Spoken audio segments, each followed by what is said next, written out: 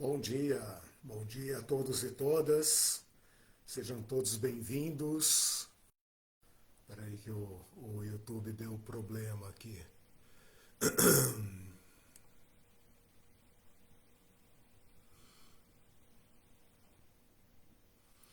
O YouTube deu problema. Deixa eu abrir aqui, ver se eu consigo resolver imediatamente. Porque eu não posso perder essa transmissão. Orientação. Ok. Vamos ver se vai dar certo. Well, hoje ele não está querendo gravar no horizontal, então vai ter que ser no vertical. Bom dia, gente. Bom dia a todos e todas. Sejam todos bem-vindos, todas bem-vindas a mais um encontro da Teologia Pé no Chão. Deixa eu ver aqui, o YouTube está emburrado hoje.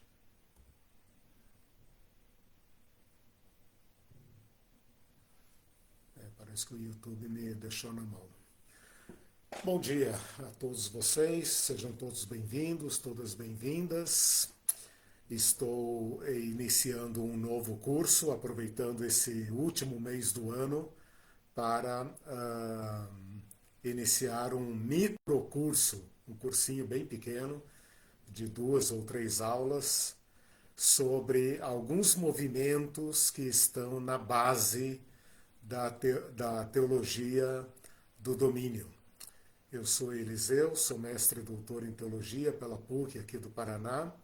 Faço essas transmissões com muita alegria, todo o material está completamente disponível e esse canal tem essa finalidade de compartilhar temas teológicos com qualidade. Estamos iniciando hoje, então, como eu estava dizendo, um pequenino curso chamado Movimento da Chuva Tardia. Não é chuva à tardinha, é chuva tardia. O objetivo de apresentar esse material para vocês é o seguinte: todas as vezes em que eu pesquiso sobre a teologia do domínio, eu acabo esbarrando em alguns movimentos lá na virada da Segunda Guerra Mundial, por ali, movimentos pentecostais, movimentos calvinistas, diversos movimentos que estão na base daquilo que se fundiu e formou a teologia do domínio. Então eu senti necessidade de estudar esses movimentos. São movimentos ali em torno dos anos 40, 50, 60, 70, por aí, 80 até, mais ou menos uns 40 anos, cujos movimentos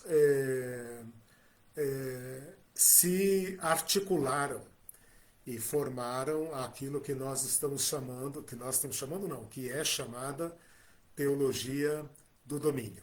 Então esse é o objetivo, tá? Eu estou pensando nesses cursos como se fossem peças de um quebra-cabeça. Então, por exemplo, eu dei o curso do Mandato dos Sete Montes, eu dei o curso Grande Transferência de Riquezas, agora esse Chuva Tardia, depois o Reino Agora, depois o Pastoreio e Discipulado, Identidade Cristã, Batalha Espiritual, diversos movimentos que vão surgir nessa segunda metade do século passado e depois vão caminhar para esse fenômeno que hoje nós experimentamos. Então esse é o objetivo, tá? Eu não estou focado especificamente nesses movimentos. Meu objetivo aqui não é discutir esses movimentos, apresentar seus erros, as objeções. Meu objetivo é apresentar sucintamente a história deles e como que eles influenciaram, como que eles deixaram um legado para a teologia do domínio. Então o objetivo é exatamente esse: como esses movimentos se articulam com a teologia do domínio.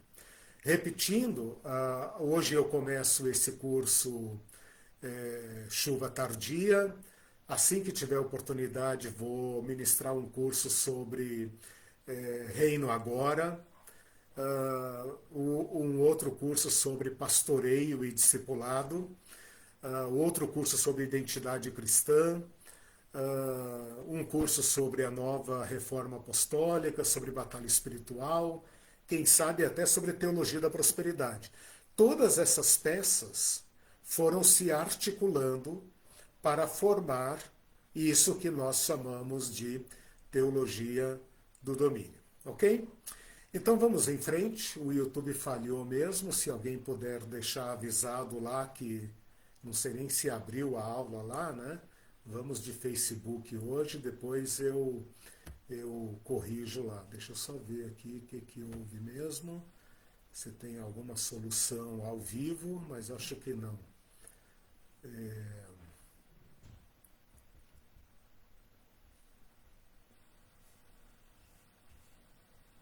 Deixa eu só ver se eu consigo consertar o carro aqui andando.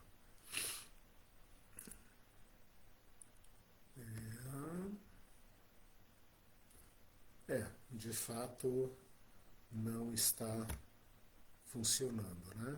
Ok. Tá. Então, beleza. Vamos de Facebook, depois eu subo essa aula lá pro YouTube e pro Spotify. Bom, gente, vamos lá então. Vamos ao trabalho. Eu pretendo dar 2 ou 3 aulas e eu pretendo organizar esses micro cursos, esses pequeninos cursos, em 3 etapas. Não necessariamente 3 aulas, mas 3 etapas. Sempre contando os precedentes de onde eles vieram, como eles se desenvolveram e como eles influenciaram os movimentos que vieram depois deles. São movimentos curtos, porém de grande impacto. Então me interessa isso, de onde eles vieram, quais foram as influências, como eles se desenvolveram, como eles se espalharam, né? E por fim, como eles legaram suas influências, suas doutrinas, suas teologias para os movimentos que vieram depois. Antes de fazer isso, eu vou fazer aqui uma breve introdução, né? Então a aula de hoje vai ser uma aula de precedentes. Mas eu quero fazer uma introdução para já entregar o mapa da mina para todo mundo saber para onde eu estou indo, né? Primeira coisa, o nome do movimento. Então, o movimento é chamado de chuva tardia ou chuva serôdia. Serôdia aí é da Bíblia, né? Uma palavra culta que a gente não costuma usar muito, né? Pode ser chamado também de nova ordem da chuva tardia ou da chuva serôdia. Pode ser chamado de última chuva ou segunda chuva ou movimento do espírito de 1948. Todas essas palavras, tardia, serôdia, segunda, última, dá uma ideia de fim, né? A palavra serôdia significa fora do tempo, tarde, né? Como se fosse um sentido de atrasado. Lembrem vocês que desde o início do movimento pentecostal, usava-se a expressão chuva tardia para se referir ao movimento pentecostal. Então prestem atenção, o movimento pentecostal começa quando? Lá no ano de 1901. 1901 e por ali até 1906, quando ocorre o evento da Rua Azusa. Esse é o início do pentecostalismo moderno. Começa nos Estados Unidos, entre 1901 e 1906, e por aí não parou mais, né? Chega no Brasil logo em 1910. Né? Esse movimento pentecostal, na época, era também chamado de chuva tardia. Por quê? Porque eles interpretavam da seguinte forma: o Pentecostes, lá em Atos 2, era a chuva temporã, as primeiras chuvas. Mas Deus faria no final dos tempos uma última chuva para preparar a igreja para o escatom, para o final da história. Então, quando começou o avivamento, lá em 1901 e por ali, 1906 e dali para frente, eles se referiram a esse movimento como sendo a chuva tardia. Ocorre que esse movimento que nós estamos estudando hoje é do final dos anos 40. Então, 40 anos depois, o que tinha acontecido com o movimento pentecostal? O movimento pentecostal, depois da Primeira Guerra Mundial, depois da crise econômica, depois da Segunda Guerra Mundial, o pentecostalismo estava, assim, de certa forma, acomodado. É como se ele tivesse se tornando uma denominação tradicional. Poucas manifestações divinas, poucos milagres, poucos eventos extraordinários. Então, nessa época, começou a surgir um clamor por um novo avivamento. Então, o que eu estou dizendo até agora? Que a expressão chuva tardia foi usada lá para o Pentecostes de 1901. Mas nesse caso que nós estamos estudando hoje, não estou me referindo ao pentecostalismo de 1901. Estou me referindo ao pentecostalismo dos anos 40, ok? Por quê? Porque o pentecostalismo lá do início do ano 1901 estava um pouco já diluído, um pouco calmo, e começou então um movimento entre os cristãos norte-americanos de renovação, né? Então, este segundo movimento é que será chamado de chuva tardia ou chuva serôdia. A inspiração para esse termo, chuva tardia, está lá no livro de Joel, capítulo 2, versículo 23, quando o profeta fala assim: alegrai-vos, pois, filhos de Sião, regozijai-vos no Senhor vosso Deus, porque ele vos dará em justa medida a chuva, fará descer como outrora a chuva temporã e a chuva serôdia. Há outros lugares em que a Bíblia fala em chuva serôdia. Veja, se o povo da Bíblia era um povo da agricultura, eles estavam familiarizados com essa relação com a chuva. O agricultor precisava de chuva na semeadura e depois precisava de chuva na colheita para ter bastante sucesso. Então, para eles, a chuva temporã tinha sido Atos 2, quando o Espírito Santo desce sobre a igreja, e a chuva tardia seria um movimento de renovação espiritual dos últimos tempos. Aqui eu já faço uma primeira chamada.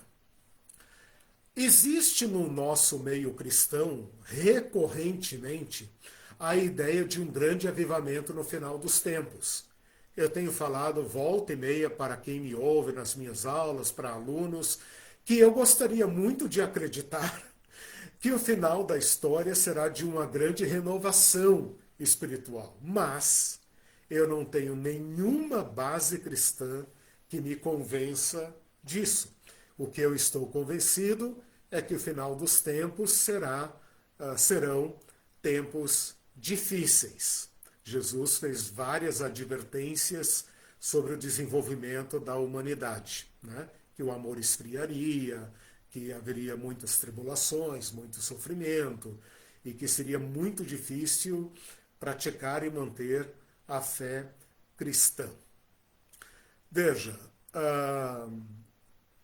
esta ideia de um segundo avivamento está aí.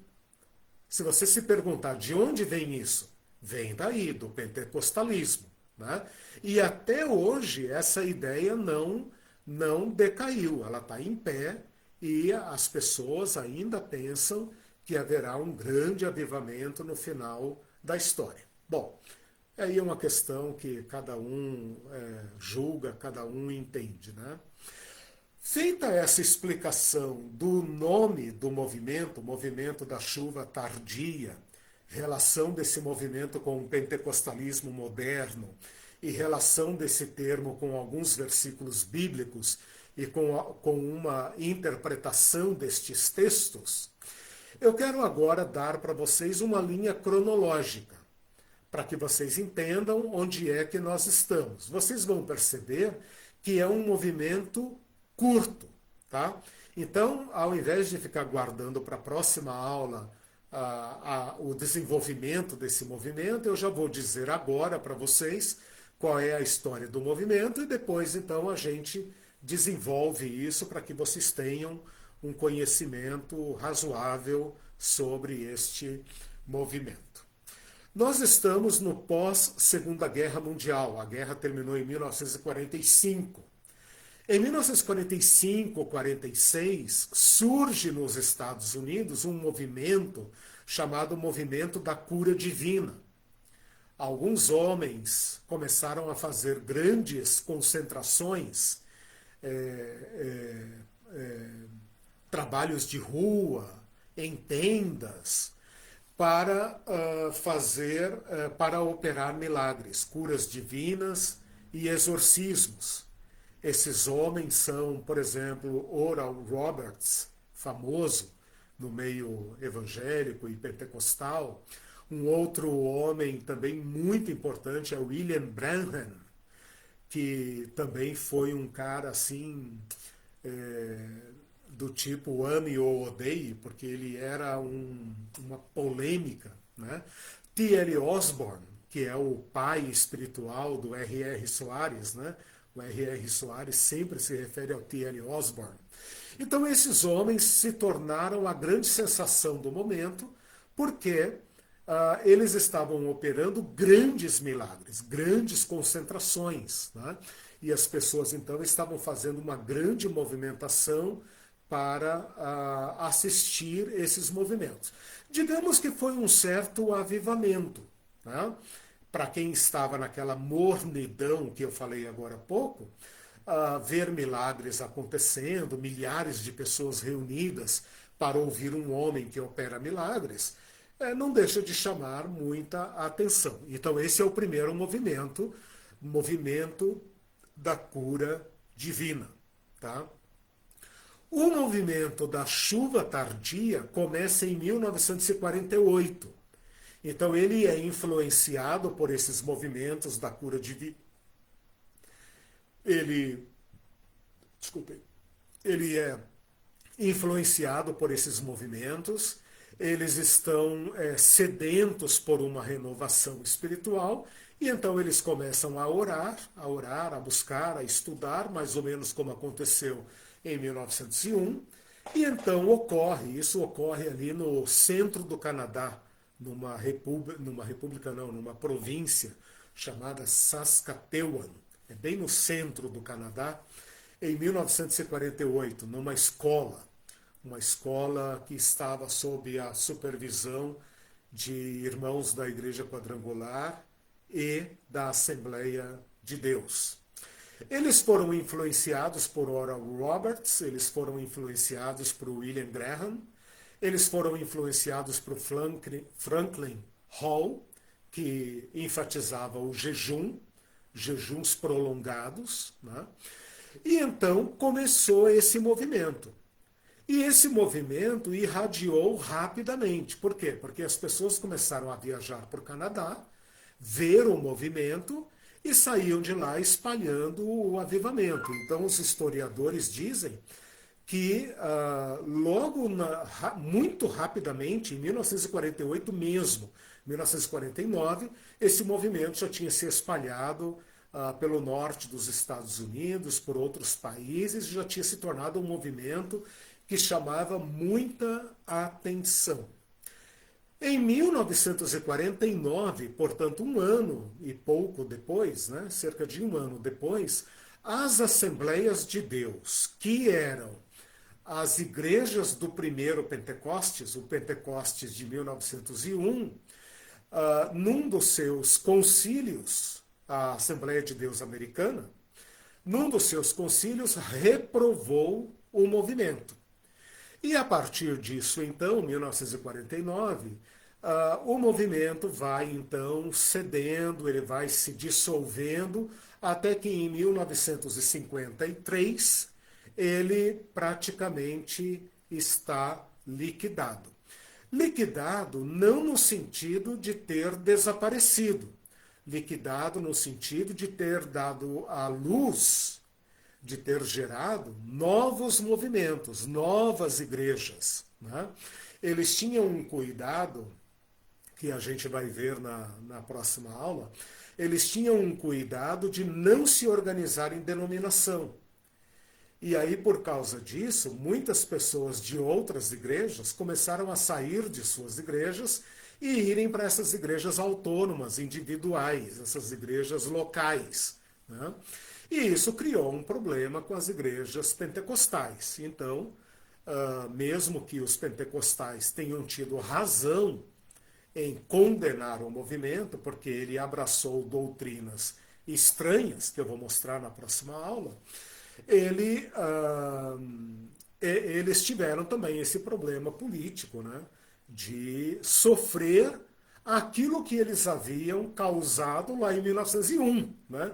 Quantas igrejas em 1901, início do século XX, se dividiram ou racharam, né, por causa do movimento pentecostal. Né? E agora, quando a Assembleia de Deus já se tornou uma denominação com uma certa estabilidade, ela sofre os efeitos daquilo que ela mesma havia feito no início do século. Né? E então assim andam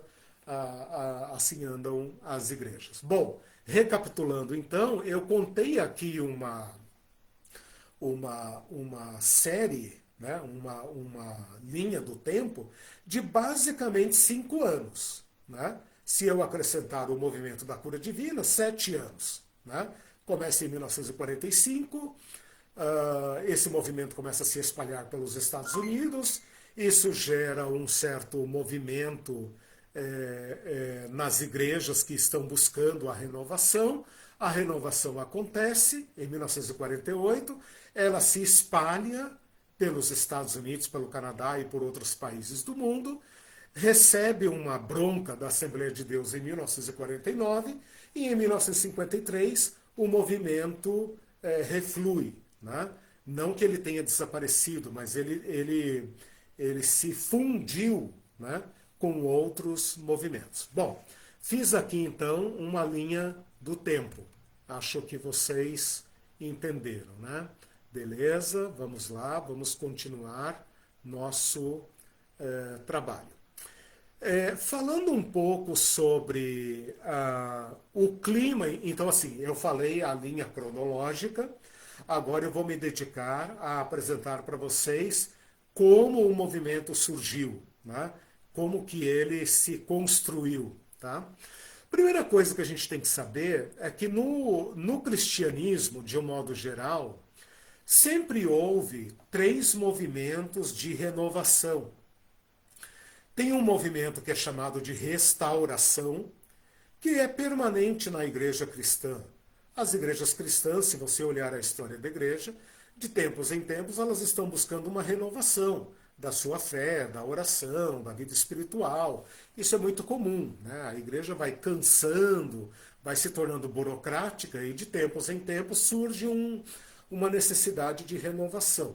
Então, tem um movimento que vem desde o século passado, do século XIX, pelo menos, né? Para não dizer que vem desde sempre, desde a Reforma, né? Essa ideia de que a igreja tem que estar constantemente sendo restaurada. Né? Vem, visita tua igreja, ó Senhor, vem, visita, né, tua igreja. A chuva tardia é um movimento restauracionista. Então, se a gente for classificar em quais dos movimentos a chuva tardia se encaixa, ela é um movimento restauracionista. O que é um movimento restauracionista? Um movimento que está procurando constantemente, ou de tempos em tempos, renovar a fé da igreja, a espiritualidade da igreja. Um segundo grupo é o grupo da reconstrução. Esse é um curso também que eu preciso dar. É o reconstrucionismo cristão, que ao contrário do restauracionismo, é de linhagem calvinista reformada, né? A escatologia pós-milenista. Então, completamente diferente dos pentecostais. Pós-milenismo significa que Jesus vem à Terra após o milênio. Os pentecostais geralmente são pré-milenistas. Eles acreditam que Jesus vem à Terra antes do milênio. Tá? Então, pré-milenismo é isso, pós-milenismo é isso. E tem um terceiro movimento, que é o movimento do reino agora, de onde vai surgir a teologia do domínio. Então, recapitulando. 3 movimentos de renovação que permeiam a igreja de um modo geral. Restauracionismo, de onde vem a chuva tardia. Reconstrucionismo, que percorreu mais o meio calvinista, reformado, as igrejas históricas. E o reino agora, que é aquela que vai dar origem à teologia do domínio. Bom, como nós estamos falando da chuva tardia, então nós vamos falar nessas aulas apenas sobre restauracionismo. Não vamos falar sobre reconstrucionismo e não vamos falar sobre reino agora neste micro curso. Esse pessoal da restauração, eles pensam que a igreja deve imitar a igreja primitiva. Então, todas as práticas da igreja primitiva são normativas. Todas as igrejas têm que funcionar como funcionavam as igrejas primitivas. Todos os mandamentos, todas as instruções do Antigo e do Novo Testamento têm que ser normativos para a igreja de hoje. Não pode haver nenhum tipo de inovação organizacional, por exemplo. Eles também vão priorizar os dons do Espírito Santo, o pentecostalismo, as profecias, e não tanto os ministérios, nem a teologia. Né? Então, quando você vê hoje aí esses profetas que falam diretamente para a pessoa que recebe revelação, você está vendo um movimento restauracionista. Tá? Esse movimento restauracionista, ele gerou diversos grupos nos Estados Unidos, por exemplo. Os grandes avivamentos nos Estados Unidos, movimento cristadelfianos, os amigos de Cristo, né? Adelphos, amigos não, irmãos de Jesus, Swedenborgianos, uma seita que veio da Suécia, os irvingianos, do Irving, né? Que tem a ver com dispensacionalismo. A Igreja Mórmon, por exemplo, ela surge de um movimento restauracionista. Os adventistas, as testemunhas de Jeová, a Igreja de Cristo, etc. Então, todos esses movimentos estavam em atuação nos Estados Unidos desde o século XIX. Tá? E grande parte desses movimentos é que vão gerar o pentecostalismo de 1901. Então, veja, o restauracionismo não é uma coisa nova. O que eu estou querendo dizer aqui? Eu estou querendo dizer que a chuva tardia ela é fruto de um movimento que está sempre permeando a igreja, que são esses movimentos de restauracionismo. Né? Então, o Pentecostes, lá de 1901, foi um movimento restauracionista e o movimento da chuva tardia também foi um movimento restauracionista. Só para a gente mostrar agora de onde ele vem para onde ele vai, vou repetir aqui a linha cronológica só para acentuar o seguinte. Eu deveria ter falado já, mas vou falar agora, depois eu corrijo aqui na minha lição. Então, o movimento da chuva tardia, ele vem do movimento da cura divina, certo? Oral Roberts e William Branham. Movimento da cura divina. Lembra que eu falei? 1945, 1946. O movimento da chuva tardia ocorre entre 48 e 53. E eu falei para vocês, ele não se desmancha, ele se funde, ele gera outra coisa. Qual outra coisa que ele vai gerar? Isso aqui é importante. os movimentos carismáticos. Os movimentos carismáticos. E aqui envolve igrejas históricas e até os católicos. A Renovação Carismática Católica, né, RCC, vem desse período aqui, entre os anos 60 e 70, e é o que nós, estudiosos, chamamos de segunda onda pentecostal. A primeira onda foi em 1901, a segunda onda foi aqui entre os anos 50, 60, 70, chamada segunda onda pentecostal, tá bom? Então, o movimento da chuva tardia vem do movimento da cura divina e deságua, ajuda a formar, ajuda a incentivar o movimento os movimentos carismáticos, ok? Então vamos lá. Vamos agora então estudar aqui rapidamente as influências que ajudaram a causar o movimento da chuva divina. Deixa eu ver aqui. Vocês estão aí, Denise, Carlos Pereira, beleza. O YouTube hoje falhou. Beleza, legal. Elton também, legal, gente. Vamos lá então para a nossa historinha aqui. Como que surge então o movimento da chuva tardia? Então, como eu falei para vocês, havia tido o movimento pentecostal em 1901, 1906, Rua Azusa. Esse movimento havia impactado profundamente o mundo evangélico, né? Tanto é que em 1910 a Assembleia de Deus já chegou no Brasil, a congregação cristã, um pouco antes e tal, mas todos esses movimentos pentecostais se dispersaram pelo mundo. Porém, após a Segunda Guerra Mundial, ou aí na época da crise econômica, durante a Segunda Guerra Mundial, esse movimento pentecostal demonstrava sinais de esfriamento. As igrejas pentecostais estavam funcionando burocraticamente, estavam discutindo teologia e doutrinas, e o povo estava cansado disso, o povo queria era falar em línguas. Então começou a haver uma busca de um avivamento em diversos lugares. Começou a haver uma busca do avivamento, como havia acontecido lá em 1901. Né? Eles acreditavam que o Pentecostes de 1901 tinha sido o derramar do Espírito Santo, e como isso assinalava os últimos dias, isso era sinal de que a vinda do Senhor estava próxima.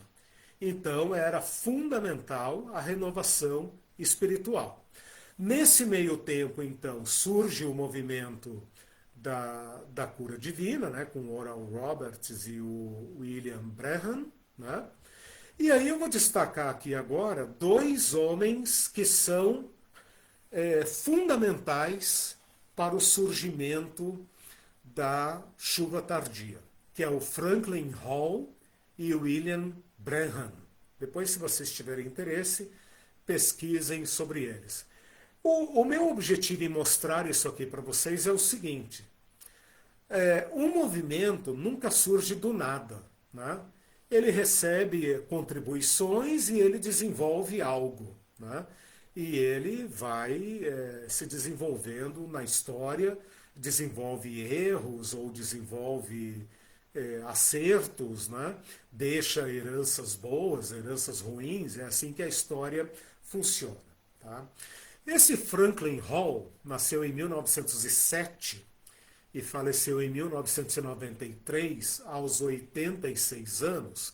A grande marca dele, a grande contribuição dele é o jejum. Ele criou em 1946 um centro de avivamento, jejum e oração diária em San Diego, Califórnia, para buscar o avivamento e a restauração por meio do jejum. Ele se juntou a um grupo bem influente. Não sei se vocês já ouviram falar do Little David, um evangelista mirim, mirim mesmo, né? Não é igual esses que estão aqui no Brasil hoje, não. É de 9, 8 anos, 6 anos, sei lá. Little David, que se tornou um fenômeno no início do século passado. O pai dele estava com Franklin Hall. O marido da Kathryn Kuhlman, não sei se vocês conhecem Kathryn Kuhlman, uma mulher que também falava muito sobre cura divina e milagres e tal. Esse Burroughs Allen Waltrip, marido dela, participou desse movimento do Franklin Hall. O Franklin Hall, ele escreveu livros que impactaram profundamente o movimento da chuva tardia, especialmente livros sobre jejum. E, além disso, ele investiu pesado na distribuição de milhões de exemplares dos seus livros para os Estados Unidos inteiro e até para outros países do mundo. Um livro dele muito famoso, lembra que nós estamos no pós-Segunda Guerra Mundial, né? Um livro dele muito famoso é Poder Atômico. Poder Atômico. Com Deus, pelo jejum e oração. Mas ele era um cara assim, o que ele falou sobre jejum é considerado válido, né? Porque ele estudou o jejum, ele ensinou a prática do jejum. Mas ele era um cara que misturava estas questões do jejum com ensinos ocultistas, com astrologia. E então ele faz um sincretismo que acabou tornando uma pessoa muito suspeita. Por exemplo, ele fala no escorpião, que é o 8º signo do zodíaco, isso está no livro dele, Poder Atômico, que é o 8º signo do zodíaco, temos a imagem de um escorpião com um ferrão erguido pronto para atacar. Este é o signo da morte e supostamente rege a área sexual. Logo antes deste signo nos céus, há um sinal do juiz, Jesus, que é o doador da vida. Jesus caminha em direção à morte e arranca o ferrão da morte. Ó morte, onde está o teu aguilhão? Ó sepulcro, onde está a tua vitória? Então, esse tipo de coisa tornou o ministério do Franklin Hall muito suspeito, muito problemático, né? Ele misturava com ufologia, com levitação, com traslado, uma série de coisas assim que eram muito estranhas para o pentecostalismo e que suscitaram a desconfiança de que ele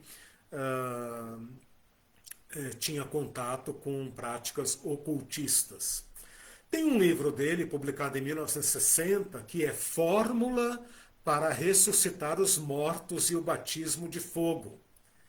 O livro tem uma recomendação assim: este volume é apenas para pessoas muito avançadas no Espírito Santo. Não encomende a menos que esteja aberto a um ensinamento apostólico e tenha lido outros 4 livros do irmão Franklin Hall, né? Então imagina, Fórmula para ressuscitar mortos, né?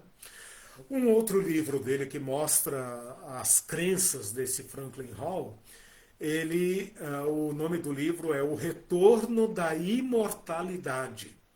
Franklin Hall acreditava que os cristãos dos últimos tempos se tornariam imortais. E então ele passou a buscar a imortalidade agora. Então ele sugere que os cristãos podem se tornar imortais por meio de estágios de crescimento espiritual. Na época, a questão da ufologia estava em alta, né? Então ele misturou as crenças dele com OVNIs, com, como é que chama aquele traslado, né? A pessoa que se teletransporta de um lugar para o outro, uma série de questões assim muito estranhas. A ênfase dele no jejum também era muito estranha. Ele incentivava jejuns prolongados de dias e semanas. Há testemunhos de uma mulher que jejuou 83 dias. 83 dias. Mais que o dobro do que diz que Jesus jejuou. E ela estava firme e forte cantando e orando. O Franklin Hall dizia que o jejum é garantia de respostas de oração. Quer dizer, até a pessoa que não é reconciliada com Deus, se ela fizer jejum, ela recebe a resposta às suas orações. E sem jejum, nada feito. Sem jejum, a oração é ineficaz. Então, a grande contribuição do Franklin Hall, além de todas essas crenças sincréticas dele, é uma ênfase exagerada no jejum. Ele diz também que nesse centro de avivamento dele havia muitos sinais miraculosos e sobrenaturais, por exemplo, sinais de fogo e fumaça. Diz que várias vezes bombeiros foram chamados como se houvesse um incêndio no prédio, quando chegavam lá não era nada. Ele fala sobre liberdades permanentes e duradouras de todas as doenças. Olha aí, o cristão não fica doente. Acidentes prejudiciais e derrotas virão. A libertação do aprisionamento de todas as forças gravitacionais. Ou seja, cristãos dos últimos tempos poderão levitar. Também será concedida a todo homem a libertação das forças gravitacionais. Né? Este estudo ensina o poder e os segredos do voo espacial, flutuação espacial e capacidade de pairar. Ele fornece a fórmula bíblica para a ausência de gravidade, o poder de elevação daqueles que alcançam a imortalidade. Dizem que o Franklin Hall dizia que ele já estava experimentando um pouco da imortalidade, porque a roupa dele não envelhecia. Ele deve ter se baseado lá no relato do Êxodo, né, quando fala que as roupas dos judeus não envelheciam. E ele fala, olha, eu uso esse blazer aqui há anos, né? Não tem cheiro, não envelhece, não amassa, não acontece nada. Então isso era um pouco do que ele considerava acesso à imortalidade. Mais uma citação dele, ele fala, a igreja adormecida, assim chamada, construída sem fundamentos, deve despertar para uma causa e um chamado reais, que quando a palavra de Deus for completamente praticada e cumprida, resultará em trazer os verdadeiros jorros e torrentes da a muito esperada chuva da justiça, uma chuva de imortalidade sobre a terra, sobre a qual tantos profetas escreveram e descreveram em suas profecias. Então, assim, o Franklin Hall é uma pessoa complicada, né? Ao mesmo tempo em que ele está falando de avivamento e de jejum, ele sincretiza as suas crenças e os seus ensinos com coisas estranhas à fé cristã. E com isso, seus seguidores, né, vão desenvolver doutrinas equivocadas e terão problemas sérios para resolver. Há uma suspeita muito grande de que ele tinha contato com ocultistas, né, com astrologia, com esoterismo. Bom, vamos para o segundo nome aqui, que é uma grande influência do movimento da chuva tardia. William Branham. William Branham nasceu em 1909 e morreu em 1965, aos 56 anos. Ele morreu num acidente de carro. Foi imagina, 56 anos era muito novo, né? Ele era um pregador batista que se converteu ao pentecostalismo e que leu as obras do Franklin Hall. Ele é um cara muito estranho. Tem sites de pesquisa sobre William Branham na internet, porque ele é um homem muito estranho.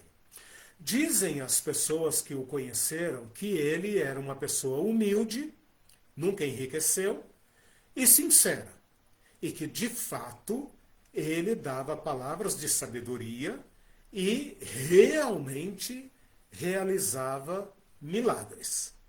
Mas ele tem um comportamento muito estranho, a um ponto de as pessoas não saberem dizer se ele operava milagres pelo Espírito Santo ou pelo demônio.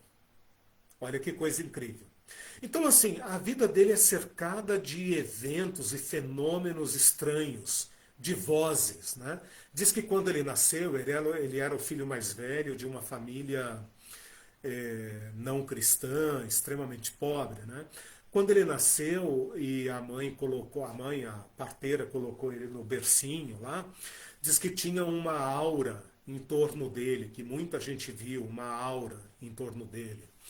Ele diz que quando era criança ouvia vozes, via anjos, recebia visita de anjos.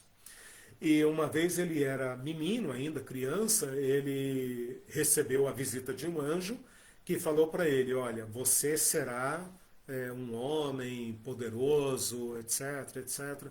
Então ele teve de fato um ministério muito relevante, muito impactante. Mas ele tinha uma linguagem muito estranha. Por exemplo, ao invés de dizer enchimento do Espírito Santo, ele dizia claramente, por exemplo, quando ele estava numa concentração de milagres, ele dizia claramente: não posso fazer nada porque meu anjo ainda não chegou. Ele não fazia absolutamente nada. Meu anjo ainda não chegou. Lá pelas tantas ele falava: agora sim, meu anjo chegou. E então, de fato, ele, dizem, né, os seus historiadores, os pesquisadores, que ele, de fato, contava tudo sobre as pessoas e, de fato, operava milagres. Ele teve um ministério conjunto com Oral Roberts e T.L. Osborne, como eu já falei. Ele não cria na Trindade, mas também evitou adotar a doutrina da unicidade de Deus e acabou desenvolvendo uma teologia própria. Então ele ensinava coisas muito estranhas. Ele não chegou a escrever uma teologia, mas ele produziu muito material e influenciou muita gente. E aqui está o ponto importante. Uma igreja que agora depende de milagres e de fenômenos sobrenaturais, independentemente da exegese, da tradição, daquilo que a nossa tradição aponta ser o certo. Então surge uma pessoa assim como Franklin Hall e como William Branham, que falam diretamente da parte de Deus, está feita a encrenca, né? Porque não importa o que está escrito na Bíblia. Importa o que Deus está falando ali para ele naquele momento. Né? Ele propôs uma interpretação da história da igreja baseado nas 7 igrejas da Ásia, como se cada igreja, cada uma das 7 igrejas da Ásia fosse uma era da igreja, e a igreja de Laodiceia fosse esta agora que a gente está vivendo. E ele, então, era o anjo da igreja de Laodiceia. Né? Ele também era dado a esoterismo, por exemplo, acreditava no zodíaco, em astrologia, achava que as pirâmides do Egito eram um tipo de revelação de Deus, que talvez as pirâmides tivessem sido construídas por Deus ou por alguém dirigido por Deus, né? E colocava então o zodíaco e a piramidologia ao lado das escrituras. Imagine o perigo, né? De afastar-se das escrituras para os saberes esotéricos, né? Uma outra doutrina que vai gerar muito problema, muita consequência, que vocês já devem ter visto por aí, é uma interpretação de que o pecado de Eva foi sexual. E que, na verdade, a serpente, representando Satã, teria tido relação sexual com Eva. De onde nasceu Caim. E então Caim representa a raça maldita. Bom, para desenvolver heresias. A partir daí é um pulinho, né? Eu tenho certeza que vocês já ouviram isso em algum lugar e já ouviram sobre essa questão da maldição de Caim. Então, esta interpretação do pecado de Eva vai ter grandes consequências em outros movimentos que eu vou trazer na sequência. Bom, o Jim Jones, lembram do Jim Jones lá da Guiana? O Jim Jones andou por esse meio aí. O Jim Jones não é objeto aqui do nosso estudo, mas o Jim Jones é alguém que trafegou nesse meio aí. Né? Ele depois desenvolveu um caminho próprio, ele não se uniu, mas ele caminhou entre esses caras aí. Uma coisa importante que o povo do movimento da chuva tardia diz é o seguinte: o William Branham nunca fez parte do movimento da chuva tardia. Não vem que não tem. Uma coisa é o William Branham e o movimento dele de cura divina. Outra coisa é o movimento da chuva tardia. E tem razão. O que eu estou dizendo aqui é que o ministério do William Branham influenciou o movimento da chuva tardia. Então, Franklin Hall deu a contribuição do jejum. Só haverá avivamento com jejuns, e jejuns prolongados. E o William Branham, além de tudo isso que eu falei aqui, ele também trouxe uma inovação para o movimento da chuva tardia, que é a imposição de mãos, porque ele impunha as mãos para revelar, para batizar com o Espírito Santo, para expulsar demônios, para curar. Então, a imposição de mãos foi um hábito trazido por William Branham. Então é isso, esses dois homens que estavam ali nos precedentes, né? Eu falei do Oral Roberts, não mencionei ele aqui agora no final, mas falei que ele era ligado ao movimento da cura divina. Falei do William Branham, que não apenas é ligado ao movimento da cura divina, mas também influenciou diretamente o movimento da chuva tardia, né? O T.L. Osborne, que também é do movimento da cura divina, e esse então era o clima. Esse era o clima quando o movimento da chuva tardia começou. Ok. Bom, gente, deixe-me ver aqui. A aula hoje será um pouco mais curta. Como a aula de história, né, eu não vou cansá-los muito com dados e informações. Espero que tenham acompanhado e entendido. E na próxima aula eu virei para mostrar o movimento em si, como ele se desenvolveu, quais as crenças que ele propagou e como que ele então se fundiu com outros movimentos. Forte abraço para vocês, nos vemos domingo que vem às 10 horas. Um abraço.